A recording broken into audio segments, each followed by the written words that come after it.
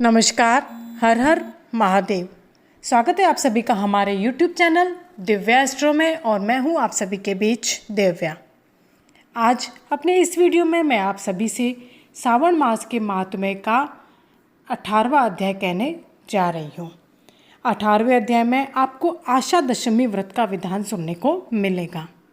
तो आइए हम सभी मिलकर करते हैं सावन माह के महात्म्य का 18वां अध्याय। सनत कुमार बोले, हे भगवान, हे पार्वतीनाथ, हे भक्तों पर अनुग्रह करने वाले, हे दया सागर, अब आप दशमी तिथि का महात्म्य बताइए। ईश्वर बोले, हे सनत कुमार, सावन मास में शुक्ल पक्ष की दशमी तिथि से यह व्रत आरंभ करें। पुनः प्रत्येक महीने में शुक्ल पक्ष की दशमी तिथि को यह व्रत करें। इस प्रकार 12 महीनों में इस उत्तम व्रत को करने के बाद में सावन मास में शुक्ल पक्ष की दशमी तिथि पर इसका उद्यापन करें। राज्य की इच्छा रखने वाले राजपुत्र, उत्तम कृषि के लिए कृषक, व्यवसाय के लिए वैश्य पुत्र, पुत्र प्राप्ति के लिए गर्भिणी स्त्री, धर्म अर्थ काम की सिद्धि के लिए सामान्य जन, श्रेष्ठ वर्ग की अभिलाषा रखने वाली कन्या, यज्ञ करने की कामना रखने वाले ब्राह्मण श्रेष्ठ, आरोग्य के लिए रोगी और दीर्घकालिक पति के परदेश रहने पर उसके आने के लिए पत्नी, इन सबको तथा इसके अतिरिक्त अन्य लोगों को भी इस दशमी व्रत को करना चाहिए। जिस कारण जिसे कष्ट हो तब उसके निवारण हेतु उस मनुष्य को यह व्रत करना चाहिए। सावन में शुक्ल पक्ष की दशमी के दिन स्नान करके देवता का विधिवत पूजन कर घर के आंगन में 10 दिशाओं में पुष्प, पल्लव, चंदन से अथवा जौ के आटे से अधिदेवता की शस्त्र वाहन युक्त स्त्री रूपा शक्तियों का अंकन करके नक्त वेला में 10 दिशाओं में उनकी पूजा करनी चाहिए। घृत मिश्रित नैवेद्य अर्पण करके उन्हें पृथक पृथक दीपक प्रदान करना चाहिए। उस समय जो फल उपलब्ध हो वह भी चढ़ाना चाहिए। इसके बाद अपने कार्य की सिद्धि के लिए इस प्रकार प्रार्थना करनी चाहिए, हे दिग्देवता, मेरी आशाएं पूर्ण हो और मेरे मनोरथ सिद्ध हो, आप लोगों की कृपा से सदा कल्याण हो। इस प्रकार विधिवत पूजन करके ब्राह्मण को दक्षिणा देनी चाहिए।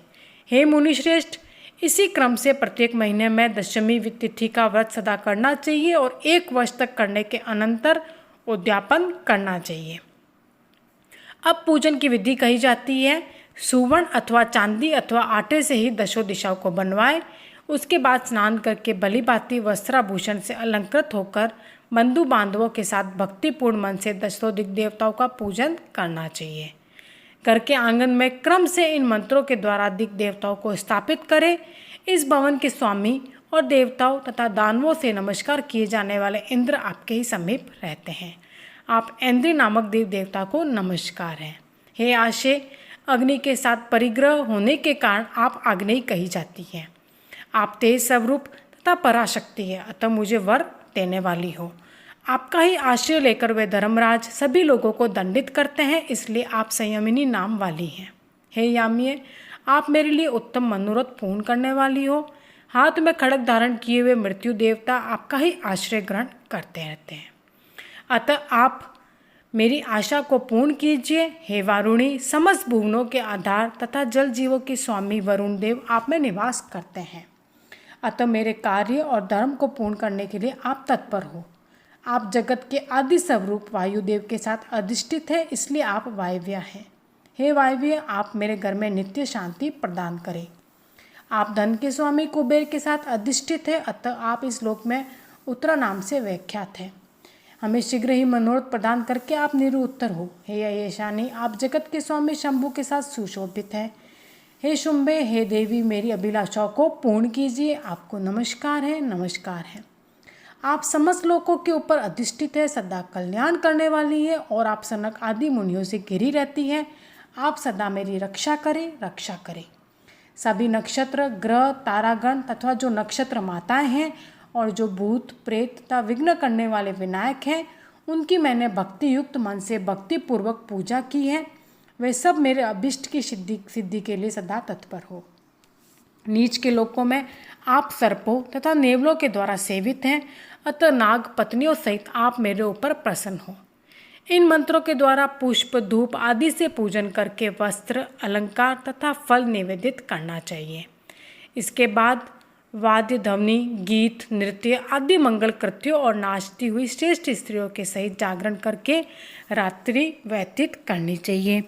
कुमकुम, अक्षत, तांबुल, दान, मान आदि के द्वारा भक्तिपूर्ण मन से उस रात्रि को सुखपूर्वक व्यतीत करके प्रातःकाल प्रतिमाओं की पूजा करके ब्राह्मण को प्रदान कर देनी चाहिए।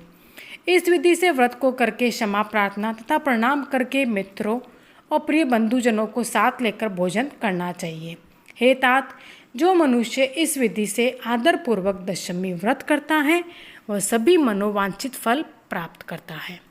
विशेष रूप से स्त्रियों को इस सनातन व्रत को करना चाहिए, क्योंकि मनुष्य जाति में स्त्रियां अधिक श्रद्धा कामनापरायण होती हैं।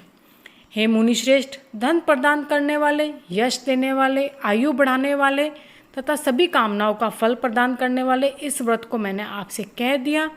तीनों लोकों में अन्य कोई भी व्रत इसके समान नहीं है।